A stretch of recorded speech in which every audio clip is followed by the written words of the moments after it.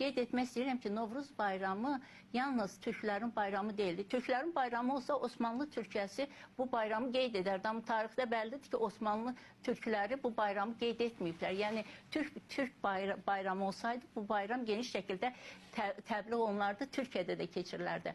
Ancaq Gürcüstanda yaşayan Azərbaycanlılar, Dağıstanda yaşayan Azərbaycanlılar, İraq türkmənləri, İranda yaşayan Azərbaycanlılar, İran əhalisinin özü, yəni Taciklər, Farslar, bunlar bu bayramı keçiriblər. Bu bayramın bu millətlər tərəfindən keçirilməsi onu ifadə edir ki, bu yalnız, yəni Türk xalqlarının bayramı deyil. Bu beynəlmiləl bayramdır. Bu Hind-Avropa xalqlarının özündə əhatə edən, Türk xalqlarının özündə əhatə edən insanların bayramıdır.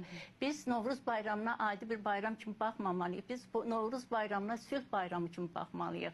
Ona görə ki, Novruz bayramı özü Novruz sülhü, insanlar arasında əmin-amanlığı təbliğ eləyir. Biz bəzən Novruza siyasi bayram kimi də damğa vurublar. Bunu biz təbii ki, ən gözəl Dediniz, Türkiyədə elə siyasiləşdirildiyinə görə qeyd edilmir. Kürd bayramı bəli, onu Kürd bayramı kimi təqdim edirlər. Bəli, Kürd bayramı ola bilər. Onu da xüsusi qeyd etmək istərdim ki, Novruz bayramı, yəni tarixinə nəzər saldıqsa, Midiya, Manna, Atropatana dövlətlərində də qeyd olunduğunu görürük. Və Şumerdə də qeyd olunduğuna dair. Hətta o dövrlərə getmirəm. Sadəcə bizim regionda olan o dövlətləri, o mədəniyyətlərə toxunaraq qeyd edirəm ki, hətta o mədəniyyətlərdə də bayramlar qeyd edilmişdir.